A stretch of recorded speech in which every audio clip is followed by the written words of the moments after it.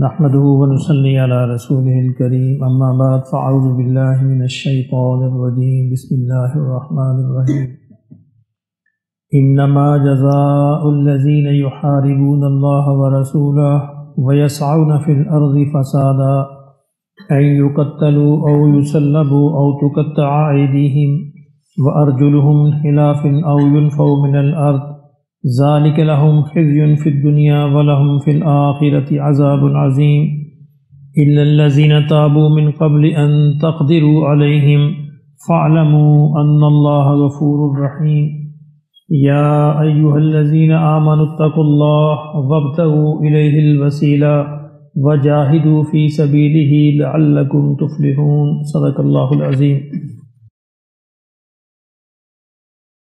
فرمایا کہ انما جزاء الذین، ان لوگوں کی سزا یہ ہے، کن لوگوں کی، یحاربون اللہ ورسولہ، جو اللہ اور اس کے رسول کے خلاف لڑتے ہیں، ویسعون فی الارض فسادا، اور زمین میں فساد برپا کرنے کی کوشش کرتے ہیں۔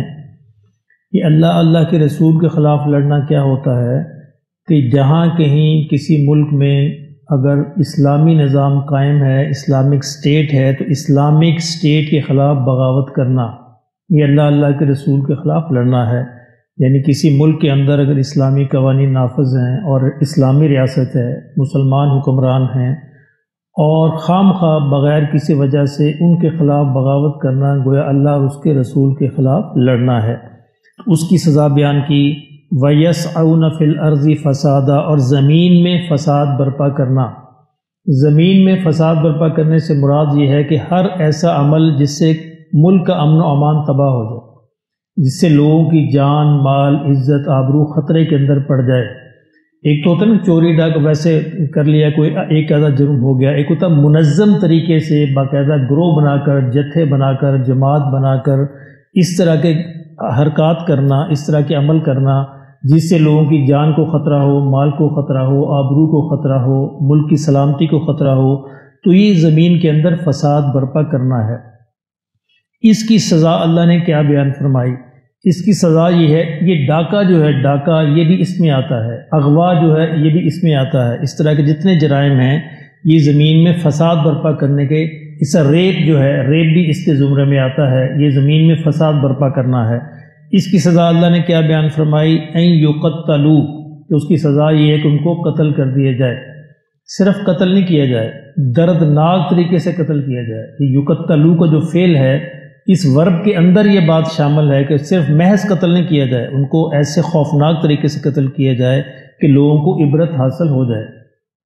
اچھا، اگر یہ کوئی پورا جتھا ہے، پوری جماعت ہے، پورا گروہ ہے، ان میں سے ایک بندہ اغوا کرتا ہے کسی کو، لیکن اس کے پیچھے پوری جماعت ہے، تو اس آیت کے روح سے پوری کی پوری جماعت کو قتل کیا جائے گا، کیونکہ وہ سارے اس کے شریک جرم ہیں۔ شریک جرم نہ ہوتے تو مخبری کرتے، ہے نا، یاد ہے حضرت دورانی کا، شریک جرم نہ ہوتے تو مخبری کرتے، ہمیں خبر ہے لٹیروں کے ہر ٹھکانے کی۔ تو یہ جو جتنے بھی شریک جرم ہوتے ہیں، اسلام یہ چاہتا ہے کہ وہ سب کا خاتمہ ہو تاکہ ملک میں امن و امان قائم ہو جائے۔ پہلی سزا، او یسلبو، اور یا انہیں صلیب پر چڑھایا جائے۔ صلیب سے مراد پھانسی نہیں ہوتی جو ہمارے نظام رائج ہے، یہ اور چیز ہے، صلیب اور چیز ہے۔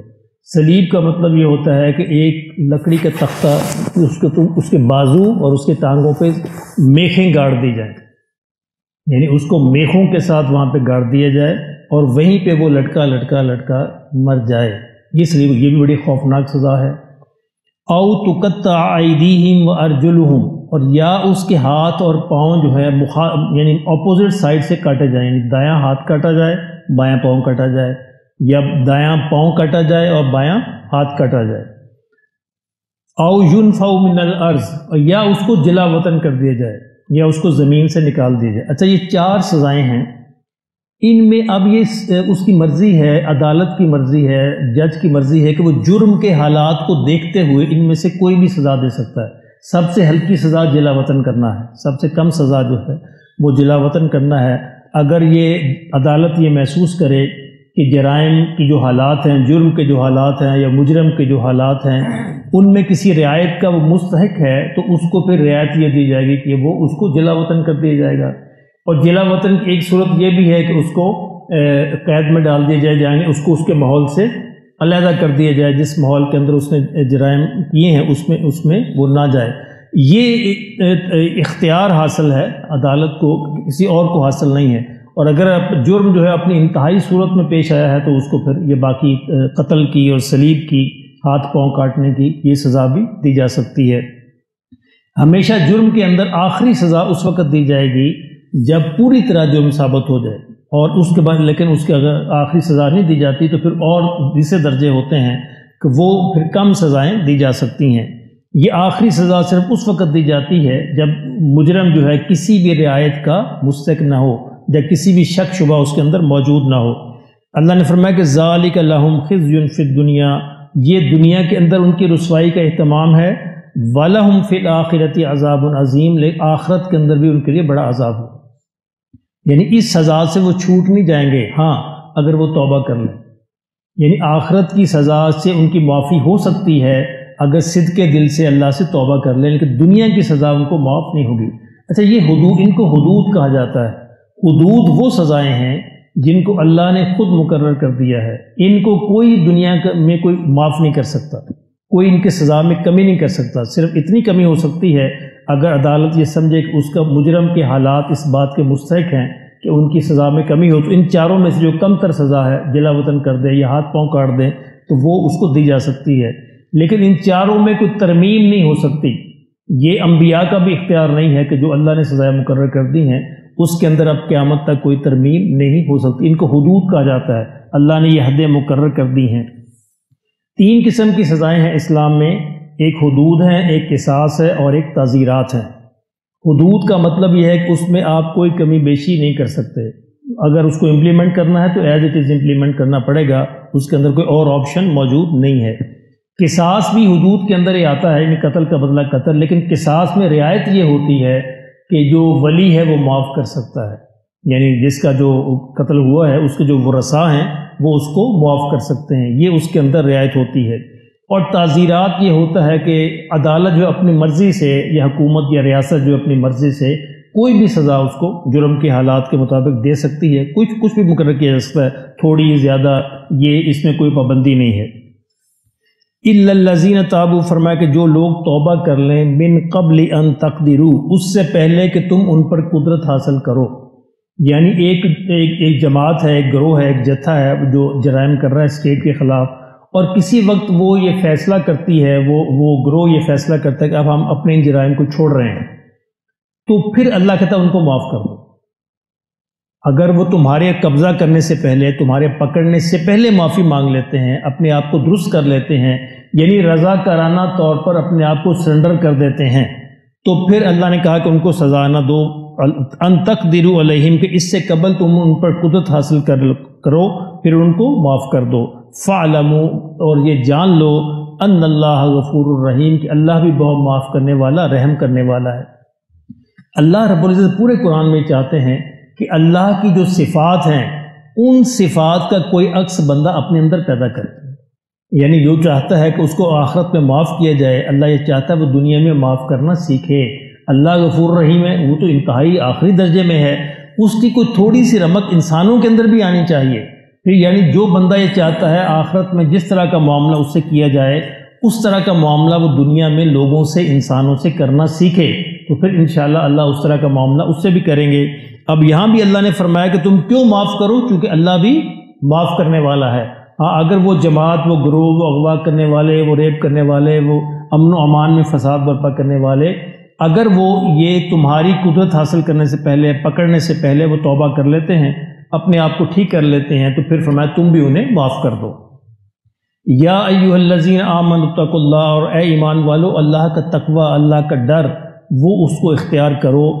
وابتغوا الیہ الوسیلہ، اور اس کی طرف تم وسیلہ تلاش کرو۔ کیا مطلب ہے؟ اب اس ایک لفظ پر پوری کی پوری بریلویت کھڑی ہے اور پوری کی پوری دیوبندی ایک طرف کھڑی ہے۔ دیوبندی، اہل حدیث، جماعت اسلامی، جتنے فرقے ہیں وہ سارے ایک طرف کھڑے ہیں اور بریلوی طبقہ دوسری طرف کھڑا ہے، صرف اس ایک آیت کو لے کے۔ اب وہ وسیلے کا ترجمہ وسیلہ کرتے ہیں جو اردو میں وسیلہ ہے، جو اردو میں وسیلہ کہتے ہیں نا، وسیلہ، اس کا ترجمہ وہی کرتے ہیں، اور دوسرے تمام کی تمام امت اس کا ترجمہ کرتے ہیں قرب، کہ اللہ کا قرب تلاش کرو، اے ایمان والو اللہ کا تقوی اختیار کرو اور اللہ کا قرب تلاش کرو، وجاہدوا فی سبیلی، اور اس کے راستے میں کوشش کرو، جہاد کرو، ایفرٹ کرو۔ یہ بھی اگلی آیت کا ٹکڑا بھی بتا رہا ہے کہ اس وسیلے کا مطلب وہ اردو والا وسیلہ نہیں ہے۔ اردو والا وسیلہ اگر اس سے مقصاد ہو تو پورے قرآن کی نفی ہوتی، پورا قرآن اس سے اگینسٹ کھڑا ہے۔ تو یعنی جو عرب کے جو بت پرست تھے وہ یہی کرتے تھے کہ یہ ہمارا وسیلہ ہے، یہ ہمیں اللہ سے ملائیں گے، اللہ کے قریب کریں گے، اللہ سے ہماری سفارش کریں گے۔ تو اس طرح کے وسیلے کا اسلام کی جڑ کاٹنے کے مترادف ہے۔ اس طرح کے وسیلے کا کوئی تصور نہیں اسلام میں۔ یہ قرب ہے، اللہ کا قرب تلاش کرو، اللہ کی محبت تلاش کرو۔ اگر آپ دعا پڑھتے ہیں اس کی یہ جو اذان کے بعد، اگر آپ کو یاد ہو ذرا پڑھیے، اللہم رب ھذی الدعوۃ التامہ والصلاۃ القائمہ آتی محمد الوسیلہ، یا اللہ محمد صلی اللہ علیہ وسلم کو وسیلہ عطا فرما۔ اب کیا حضور وسیلے کے محتاج؟ اگر یہ ترجمہ ہم کر دیں، نہیں، ایسا نہیں ہے۔ حضور نے خود اس کی وضاحت فرمائی، آقا دو عالم صلی اللہ علیہ وسلم نے فرمایا کہ یہ وسیلہ جنت کا ایک بڑا درجہ ہے، جس طرح مقام محمود ایک بڑا درجہ ہے۔ تو حضور نے فرمایا میرے لیے اس وسیلے کی دعا کیا کرو، اور مجھے اللہ سے امید ہے کہ اللہ مجھے وہ رتبہ، وہ مقام، وہ مرتبہ عطا فرمائیں گے۔ تو یہ دعا بھی بتا رہی ہے کہ وسیلے کا مطلب وہ وسیلہ نہیں ہے جس کو ہم اردو میں استعمال کرتے ہیں۔ یہ ایک مقام کا نام ہے، مرتبے کا نام ہے جو اللہ پیارے نبی صلی اللہ علیہ وسلم کو عطا فرمائیں گے۔ مقام محمود بھی ایک مرتبے کا نام ہے جو اللہ کے نبی صلی اللہ علیہ وسلم کو عطا کیا جائے گا۔